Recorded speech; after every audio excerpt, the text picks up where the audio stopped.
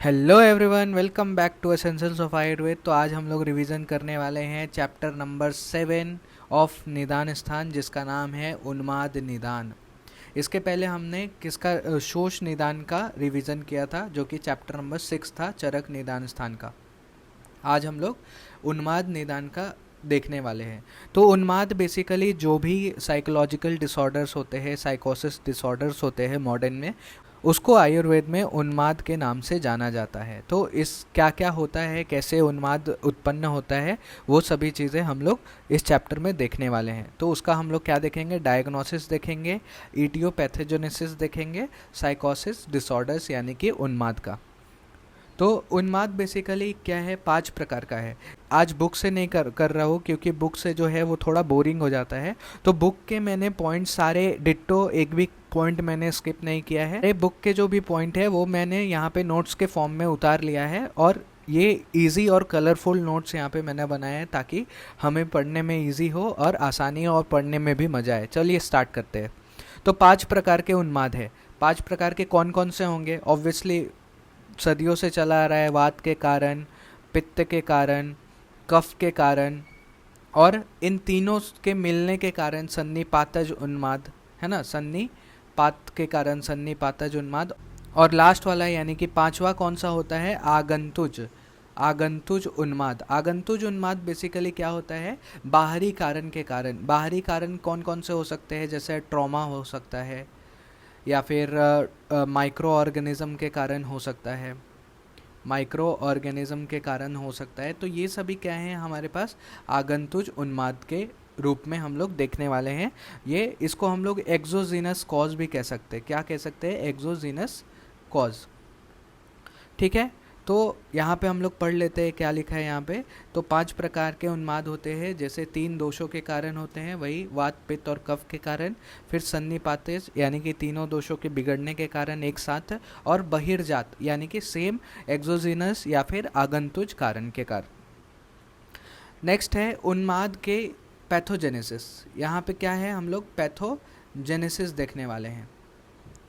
तो पैथोजेनेसिस को हम लोग आयुर्वेद में क्या कहते हैं, संप्राप्ति।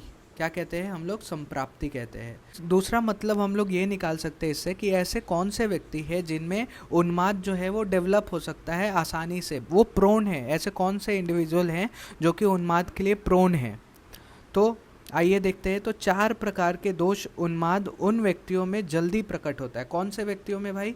तो जो भयभीत रहते हैं, जो भ्रमित और जटिल रहते हैं, यानी कि हमेशा कंफ्यूजन, कॉम्प्लिकेटेड रहते हैं, जो सामाजिक नियम और मानदंड यानी कि जो सोशल रूल्स हैं, जो सोशल नॉर्म्स हैं, उसको नहीं जानते हैं, और जो अनियमित जीवन शैली और आहार संबंधित आदतों को अपनाते हैं, जैसे अस्वच्छ रहना, अस्वस्थ रहना, असमय खाने की आदत, साथ ही किसी भी निर्धारित आहार संबंधित नियमों की उपेक्षा करना, यानी कि जो आहार विशेष विधि आयतन को फॉलो नहीं करते। तो हमने क्या देखा था कि जो पुरुष स्वस्थ रहना चाहते हैं, अपने जीवन को सुखी बिताना चाहते हैं, सुखी से बिताना चाहते हैं, वो उन्हें हमेशा अष्ट विधि विशेष आयतन का पालन करना चाहिए, जिसमें प्रकृति, करण, संयोग, राशि, देश, काल, उपयोग संस्था, ये 8 तरह के विशेष आयतन आए थे, हमने देखा था, उनका पालन करना चाहिए। लेकिन ये व्यक्ति क्या कर रहा है, उसकी उपेक्षा कर रहा है, उसका पालन नहीं कर रहा है।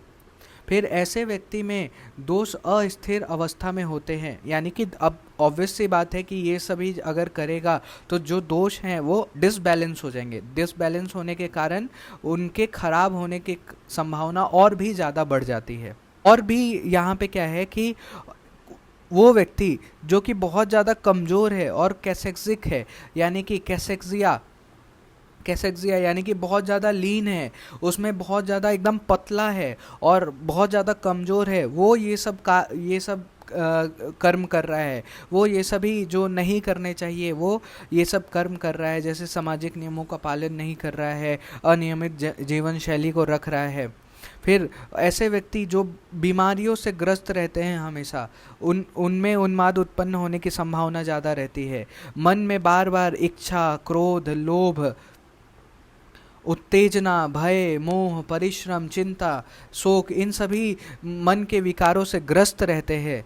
ऐसे व्यक्ति जो हमेशा अत्यधिक मानसिक आघात और शारीरिक पीड़ा का सामना करना पड़ता है, तो ऐसे व्यक्ति में जो है, अगर वो ये सभी कारणों को करेंगे, ये सभी कारणों हेतुओं को अपनाएंगे, यानी कि अनियमित जीवन शैली को जिएंगे, आहार संबंधित जो भी आदतें हैं उसको, गलत आदतें हैं उसको अपनाएंगे, जैसे अस्वच्छ रहना, अस्वस्थ रहना, असमय खाना, और ज़्यादा प्रोबेबल हो जाएगा उन्माद को डेवलप करने के लिए। फिर उनमें क्या हो जाता है कि उनका जो चेतना धातु है, जो बुद्धि है और जो मानसिक गतिविधियां हैं, उनके नियंत्रण करने वाली जो प्रणाली है, जो एक पाथवे है, वो पूरी तरह से खराब हो जाता है। पूरी तरह से खराब होने के कारण उनमें उन्माद की अभिव्यक्ति को जन्म देता है, यानी कि उन्माद की उत्पत्ति आसानी से हो जाती है।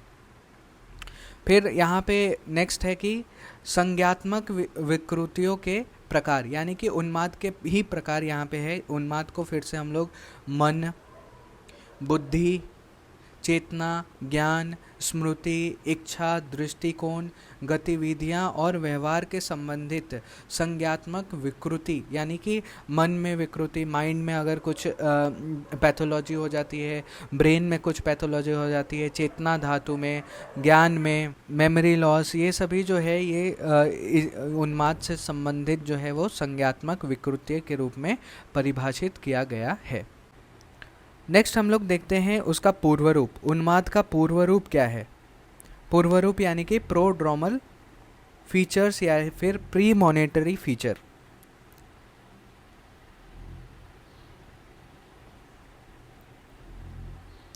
तो बेसिकली पूर्व रूप क्या होता है? तो पूर्व रूप से हमें ये तो नहीं पता चलेगा कि उन्माद डेवलप होने मतलब उन्माद हो गया है। हमें सिर्फ ये अनुमान होगा कि उन्माद इस व्यक्ति को ये सभी लक्षण देख के, ये सभी सिम्टम्स, साइंस और सिम्टम्स देख के हम लोग पता कर सकते हैं कि इस व्यक्ति को उन्माद होने वाला है। मतलब पूर्व संकेत मिलेगा हमें उन्माद के होने का। तो फर्स्ट है हमारे पास विचारों की शून्यता, ब्लैंकिंग ऑफ थॉट्स कह सकते हैं इसको, ब्लैंकिंग ऑफ थॉट्स, ब्रेन में कुछ है ही नहीं, कुछ सोच ही नहीं चल रहा है। फिर बेचैन आंखें, चंचल आंखें, रेस्टलेस आईज, रेस्टलेस आईज हम लोग इसको कह सकते हैं। टिनिटस, अगेन टिनिटस क्या होता है कि ऐसा कुछ आवाज़ें सुनाई देना, रिंगिंग साउंड सुनाई देना, कुछ साउंड भी नहीं है लेकिन जो पेशेंट है उसको लगता है कि कुछ सुनाई दे रहा है, रिंगिंग टाइप। लंबे समय तक एक सांस छोड़ना, यानी कि prolonged exhalation, prolonged expiration, expiration. फिर अतिसार, अतिलार स्राव, यानी कि हाइपर सलाइवेशन, हाइपर सलाइवेशन। फिर भोजन के प्रति अरुचि, एनोरेक्सिया, भोजन के प्रति अरुचि, एनोरेक्सिया, भूख नहीं लगना, अपचन, इनडाइजेशन।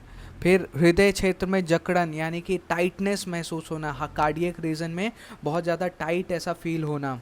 फिर अनावश्यक ध्यान, थकान, भ्रम और घबराहट होना, मतलब ध्यान नहीं लग रहा है या फिर अनकॉल्ड चीज़ों पे ध्यान लग रहा है। थकान, बहुत ज़्यादा थकान हो रहा है, बहुत ज़्यादा रेस्टलेसनेस हो रहा है, भ्रम हो रहा है, डिजीनेस, घबराहट, एंजाइटी हो रही है। निरंतर भय। अनावश्यक ध्यान मतलब है ना कि जो पुरुष है जिसको उन्माद हुआ रहता है वो हमेशा किसी न किसी सोच में खोया रहता है, लेकिन उसको भी नहीं पता कि वो किस सोच में खोया है। फिर निरंतर भय, हमेशा डर बना रहता है, बार बार बुखार आना, फ्रीक्वेंट फीवर होना, पागलपन, इंसैनिटी, शरीर पर लाल चकते, एरिथमेटिक्स जो रैसेज होते हैं, एरिथमेटस रैसेज जो प्रेजेंट होते हैं, लाल लाल चकते प्रेजेंट हो जाते हैं पूरे बॉडी में। फिर विकृत चेहरा, यानी कि जैसे बेल्स पाल्सी हम लोग देखते हैं, या फिर चेहरे पर पक्षाघात, जो पैरालिसिस हो जाना, फेशियल पैरालिसिस, बेल्स पाल्सी। फिर ऐसे पुरुष को कैसा सपना दिखाई देता है तो वो देखते हैं, तो भयावह अशुभ वस्तुओं जो घूमती हुई, गतिशील और अस्थिर, ऐसा सपना दिखाई दे रहा है। तो ऐसा भय यानी कि डरावना सपना, अशुभ वस्तु दिखाई दे रही है जो हमेशा घूम रही है, जो गतिशील है, जो अस्थिर है। नेक्स्ट है कि तेल कोल्हू, तेल कोल्हू के पहिए पर सवार होना, मतलब एक व्हील पे ऐसा बैठ के राइड करना। फिर नेक्स्ट है कि भंवरों से मथते हुए जो, यानी कि वो भंवरा होता है, यानी कि वर्ल्ड्स विंड, यानी कि जो बहुत ज़्यादा तेज़ हवा चलना, वो जिसको हम लोग वर्ल्ड विंड कहते हैं, वर्ल्ड विंड के नाम से जानते हैं भंवरा। यानी गंदे भंवरे जो वर्लपूल्स होते हैं उसमें डूबना, सिंकिंग। फिर आँखों की विकृति, डिस्टॉर्शन ऑफ द आईज़, आँखों की कोई भी विकृति होना। तो ये सभी जो है वो पूर्व संकेत है, पूर्व रूप है, जिसको हम लोग प्री मॉनिटरी फीचर कहते हैं, किसका, उन्माद का। अब नेक्स्ट जो है हम लोग एक एक करके टाइप्स ऑफ 5 टाइप्स ऑफ जो उन्माद है उनके फीचर्स देखने वाले हैं, उनकी विशिष्ट विशेषताएं देखने वाले हैं, उनके फीचर्स के बारे में लक्षण देखने वाले हैं। तो सबसे पहला है वातिक प्रकार। उन्माद में क्या क्या विशिष्ट विशेषताएं फीचर्स देखने को मिलती है। तो लगातार भटकना, मतलब इधर उधर हमेशा भटकते रहना।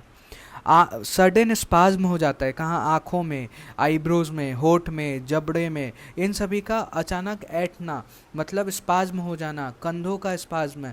फिर अग्र बाजू, यानी कि जो 4 लिम्ब होते हैं, 4 लिम्स, इन सभी में स्पाज्म हो जाना, सडन स्पाज्म। पैरों में स्पाज्म हो जाना। फिर निरंतर अप्रासंगिक या फिर असंगत भाषण, यानी कि प्रलाप करना, कहीं भी कुछ भी बोलना, बिना मतलब कुछ भी बोलना। मुख से झाग आना, फ्रोदिंग, झाग आना, ठीक है। अनुचित परिस्थितियों में बार बार मुस्कुराना, हंसना, नाचना, गाना, संगीत, वाद्य यंत्र बजाना।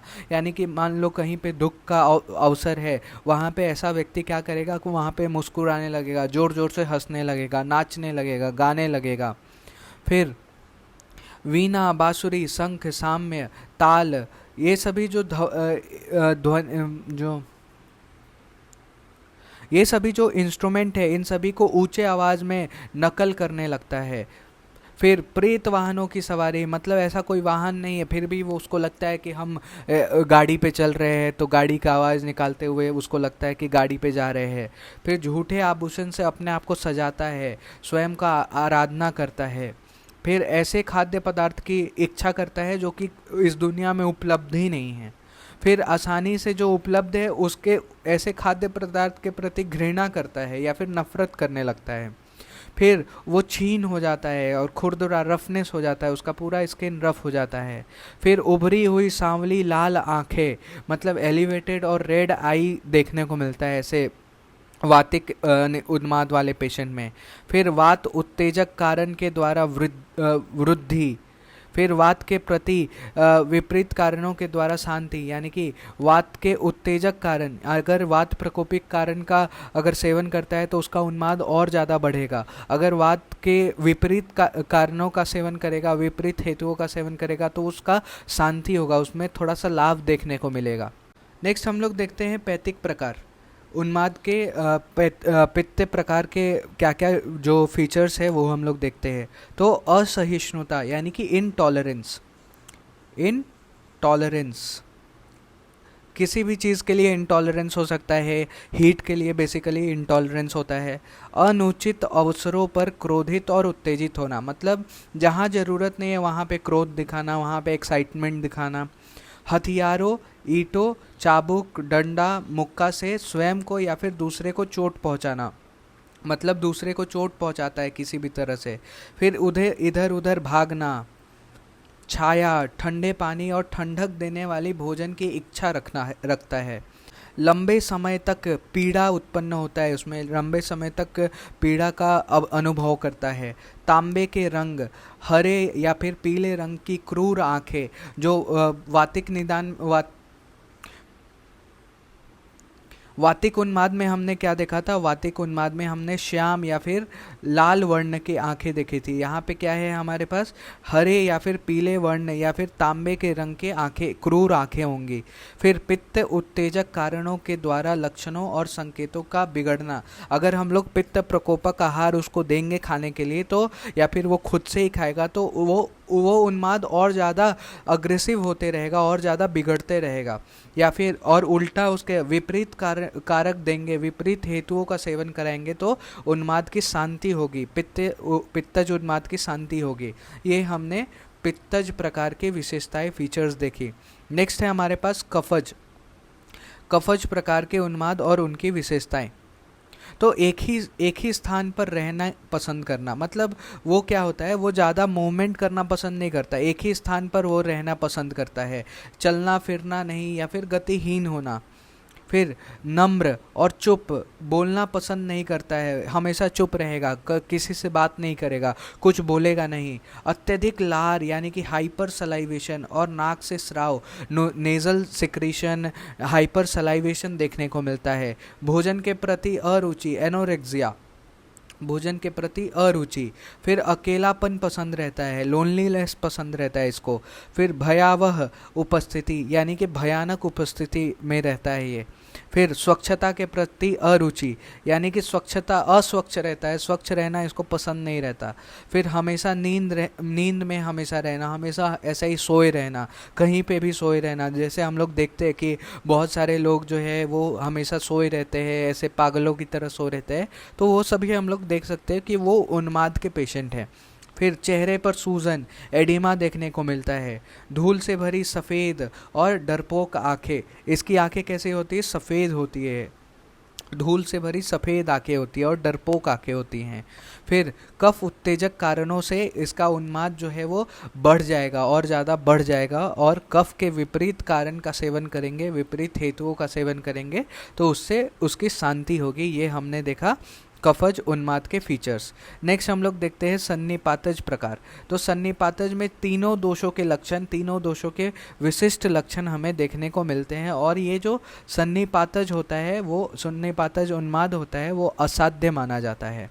नेक्स्ट हम लोग उन्माद के चिकित्सा सूत्र के बारे में बात करते हैं। इन तीनों जो भी 4 प्रकार के 4 टाइप्स हमने देखे उन्माद के, 3 तो दोषों के कारण और एक सन्निपातज, 3 दोषों के कारण और एक सन्निपातज।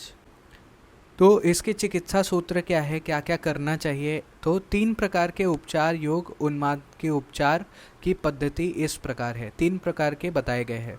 तो सबसे पहला तो क्या करना, तेल लगाना यानी कि स्नेहन करना।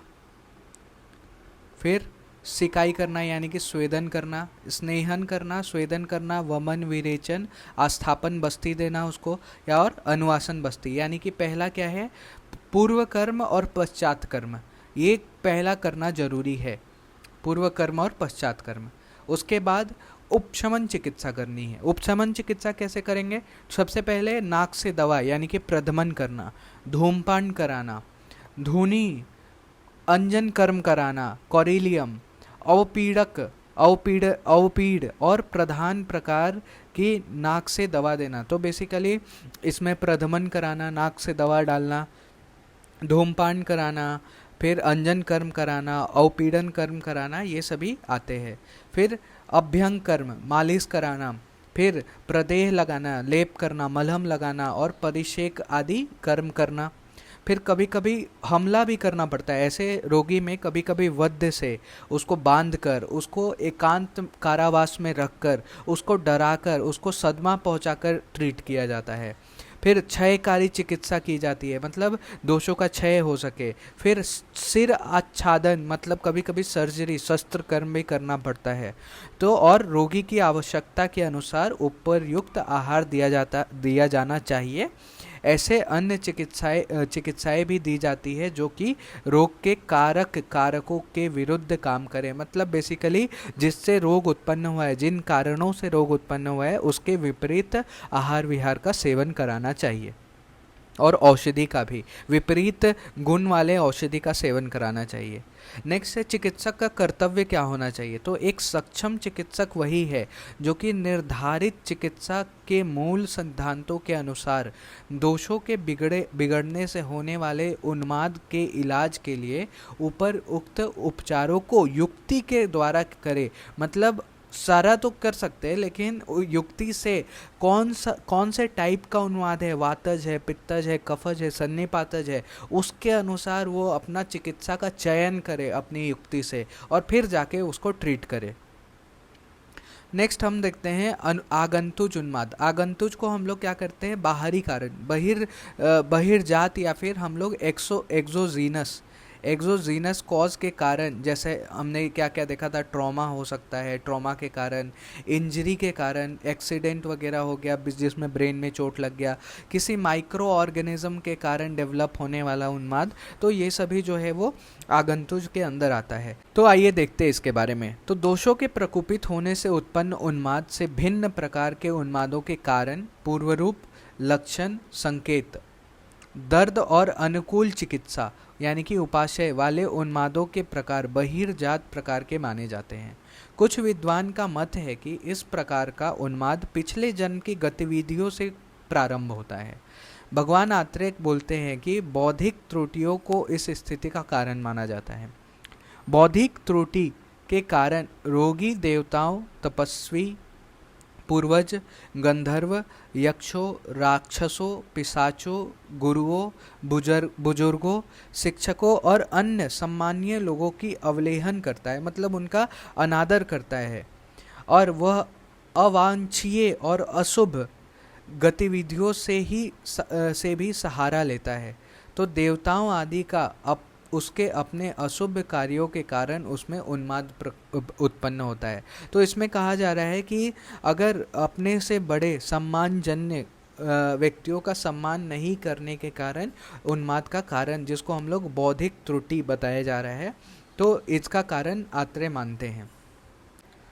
नेक्स्ट हम लोग देखते हैं इसके पूर्व सूचक लक्षण क्या है। ऐसा उन्माद हम लोग कब समझेंगे कि ये बहिर्जात उन्माद है। पूर्व सूचक लक्षण, इसके प्री मॉनिटरी फीचर्स क्या क्या हो सकते हैं।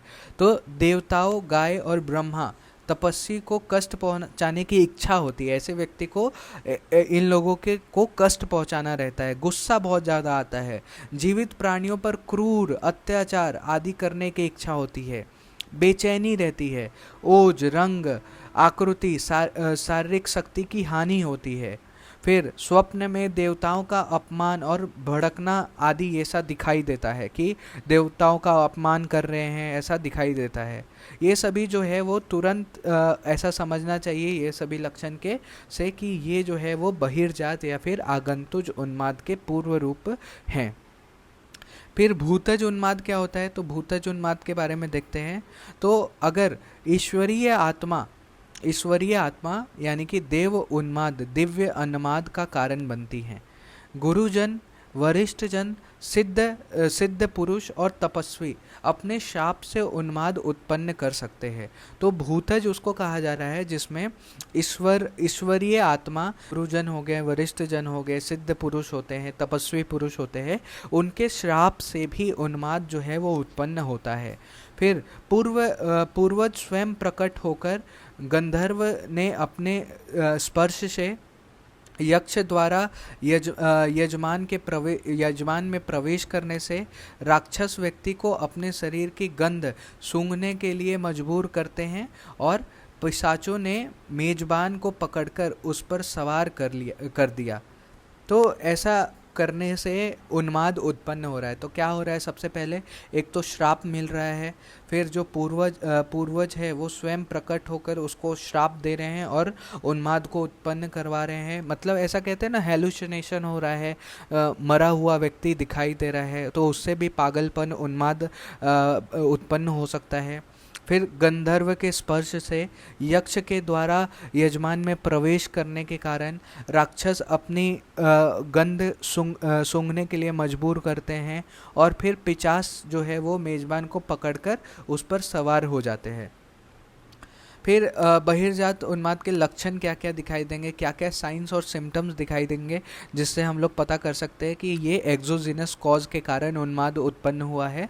तो असामयिक, अनिश्चित, अनअपेक्षित अभिव्यक्तियाँ, अलौकिक शक्ति, वीरता, पुरुषार्थ, उत्साह, समझने या फिर धारण करने की शक्ति, स्मृति, आध्यात्मिकता, तार्किक और वैज्ञानिक ज्ञान, भाषण की शक्ति, ये सभी जो है वो सभी शक्ति पीड़ित रोग में ये सभी शक्ति जो है वो बेसिकली नष्ट हो जाती है। मतलब असामयिक, अनिश्चित, अनपेक्षित अभिव्यक्ति, अलौकिक शक्ति, वीरता, पुरुषार्थ, उत्साह, समझने और धारण करने की शक्ति का क्षय हो जाना, स्मृति का क्षय, आध्यात्मिकता नहीं रहना, तार्किक जो और वैज्ञानिक ज्ञान का नहीं रहना, भाषण की शक्ति, ये सभी क्षय हो जाता है इन सभी पुरुष में। ये बहिर्जात उन्माद उत्पन्न हो गया है, बहिर्जात उन्माद से पीड़ित है। नेक्स्ट यहाँ पे क्या है कि ये सभी जैसे हमने देखा कि व्यक्ति निम्नलिखित परिस्थिति में जैसे स्थान और समय में देवता, तपस्वी, पूर्वज, गंधर्व, यक्ष, राक्षस, पिशाच, गुरु, बुजुर्ग और सिद्धियों के कारण उत्पन्न होने से पीड़ित हो जाते हैं। तो क्या क्या कारण हैं वो हम लोग देखते हैं। जैसे पाप कर्मों के प्रारंभ में, जब व्यक्ति के पूर्व यानी कि जो पाप पूर्ण कर्म है वर्तमान जीवन में या फिर अतीत में किए गए जो कर्म हैं उसके परिणाम अपना प्रभाव प्रकट करता है। कर्म यानी कि अगर उसने कुछ ऐसा कर्म किया होगा जो कि पुराने जन्म में कुछ कर्म किया होगा, उसका फल यहाँ पे आज उसको मिल रहा है, तो उससे भी उन्माद उत्पन्न हो सकता है। फिर सुनसान घर में अकेले रहना या फिर सड़क पार करना, इससे भी उन्माद होने के चांसेस हैं। दिन और रात में, संध्या काल में या फिर अमावस्या पूर्णिमा के रात में संभोग करना, मासिक धर्म के दौरान किसी महिला के साथ यौवन संबंध बनाना, मतलब अगर किसी महिला का पीरियड चल रहा है, मेंस्ट्रुअल साइकिल चल रहा है, उसके साथ सेक्सुअल इंटरकोर्स करने से, अनुचित तरीके से धर्म ग्रंथों का पाठ करने से, धार्मिक प्रसाद, शुभ अनुष्ठ या बलिदान करने से, किसी व्रत का उल्लंघन करने से, धार्मिक कर्तव्य और ब्रह्मचर्य का पालन बंद करने से, भयंकर युद्ध, देशों और समुदायों के और कस्बों का विनाश होना, आकाश में अशुभ ग्रहों का आगमन होना, प्रसवोत्तर अवसाद, विभिन्न प्रकार के अशुभ और अशुद्ध प्राणियों के संपर्क में आना, वमन, विरेचन और रक्तस्राव, अशुद्ध अवस्था में चैत्य यानी कि पवित्र वृक्ष या फिर मंदिर में जाना, निर्धारित नियमों का पालन नहीं करना, मांस, शहद, तिल, मिश्री, शराब खाने के बाद माउथ वॉश का उपयोग नहीं करना, ये सभी खाने के बाद मुंह नहीं धोना। फिर नग्न रहना, न्यूड रहना, रात्रि में शहरों, कस्बों, चौराहे, बगीचे, शमशान घाट, बूचर खाना, इन सभी का दौरा करना, इन सभी में जगहों पे जाना, दविज, गुरुजनों, देवताओं, तपस्वियों, विद्वानों का अपमान करने से, इन सभी से भी जो है वो उन्माद का कारण, ये सभी जो है वो उन्माद का कारण बन सकते हैं, तो ध्यान रखना चाहिए।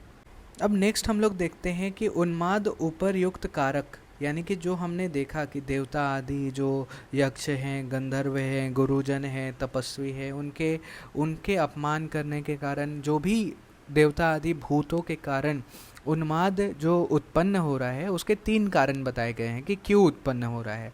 तो पहला बताया गया है हिंसा, यानी कि मारना, काटना, तो किसी भी पाप कर्म के परिणाम स्वरूप वो उत्पन्न हो रहा है। दूसरा बताया गया है रति यानी कि प्रेम, स्नेह, खुशी, ये कारण बताया गया। और तीसरा कारण बताया गया है अभ्यचरण मतलब होता है कि किसी भी व्यक्ति को देवताओं के प्रति श्रद्धा अर्पित करने के लिए प्रेरित करना, देवता आदि की पूजा। तो ये 3 कारण बताए गए हैं जिससे देवताओं आदि जो है वो उन्माद को उत्पन्न करते हैं। नेक्स्ट है कि उन्माद के रोग का पूर्व अनुमान यानी कि प्रोग्नोसिस रोगी की विशेषताओं से लगाया जा सकता है, यानी कि कैरेक्टरिस्टिक, कैसा वो रोगी बिहेव कर रहा है। तो जब पीड़ित कारक का उद्देश्य चोट पहुंचाना होता है तो वो अपने आप को क्या करता है, आग में डाल देता है, आग में प्रवेश कर लेता है, पानी में डूबने का कोशिश करता है, गड्ढे में गिर जाता है, दूसरे से खुद को चोट पहुंचाने के लिए उकसाता है, खुद को हथियार से, चाबुक से, लाठी से, ईंट के बल्ले से या फिर अपनी मुट्ठी आदि से खुद को मारता है, खुद को चोट पहुंचाता है। वह खुद को मारने के ऐसे अन्य तरीके भी अपनाता है। आचार्य कहते हैं कि ये जो उन्माद है ना, जिसमें रोगी हिंसा कर रहा है, पहला जो कारण है रोगी हिंसा कर रहा है, तो ये जो उन्माद है वो ला इलाज है, यानी कि असाध्य है। इसका चिकित्सा नहीं किया जा सकता। अन्य जो है जैसे रति है, रति के कारण भी उन्माद जो है उत्पन्न हो रहा है। और तीसरा क्या है, अभ्यचर्ण, अभ्यचर्ण। तो ये जो है ना वो उन्माद उत्पन्न होता है, लेकिन ये उपचार योग्य है, इसका हम लोग चिकित्सा कर सकते हैं। ठीक है, नेक्स्ट हम लोग देखते हैं आगंतुज यानी कि बहिर्जात उपचार जो है वो उन्माद का उपचार। चिकित्सा सूत्र क्या है, तो मंत्र, औषधि, मणि, मंगल, बल, उपहार, बलि, उपहार, होम, नियम, व्रत, प्रायश्चित, उपवास आदि ये सभी कर्म करना। तो क्या करना है, सबसे पहले मंत्र आदि का जाप करना है।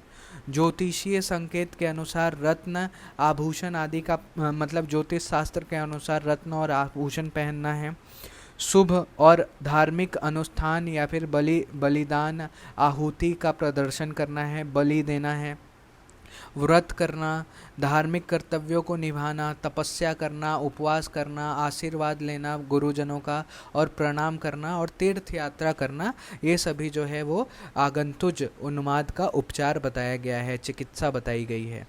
फिर यहाँ पे नेक्स्ट श्लोक में क्या है कि विभिन्न प्रकार के उन्माद उत्पन्न करने में दोषों की क्या भूमिका है। तो 5 प्रकार के उन्माद जो आगे अंतर्जात या फिर बहिर्जात, 5 प्रकार के अंतर्जात मतलब जो दोषों के कारण उत्पन्न हो रहे, 4, 3 वात पित्त कफ के कारण और एक सन्निपातज, और बहिर्जात मतलब एक्सोजीनस कॉज के कारण हो रहा है, जो भी देवताओं आदि जो भी भूतों के कारण उत्पन्न हो रहा है, या असाध्य के रूप में वर्गीकृत किया जा सकता है। कई बार इटियोलॉजी जो होती है, इटियोपैथोलॉजी जो होती है, अंतर्जात और बहिर्जात के संयोजन के कारण ये संकर रूप में भी प्रकट हो सकता है, मतलब दोनों मिला हुआ, यानी कि एक्सोजीनस कॉज और एंडोजीनस कॉज दोनों मिक्स भी मिला हुआ पाया जा सकता है। फिर इसे ऐसे रूप में पूर्व सूचक और वास्तविक लक्षणों में दोनों प्रकार के उन्माद का संयोजन प्रदर्शित करेंगे। हालांकि यह ध्यान रखना चाहिए, महत्वपूर्ण है कि असाध्य प्रकार का या साध्य और असाध्य प्रकार का संयोजन असाध्य स्थिति का कारण बनता है। यानी कि असाध्य है तो वो असाध्य है, साध्य और असाध्य दोनों एक साथ भी है ना, तब भी वो असाध्य का ही कारण बनता है। इलाज योग्य यानी कि चिकित्सा योग्य प्रकारों के संयोजन से इलाज योग्य स्थिति उत्पन्न होती है।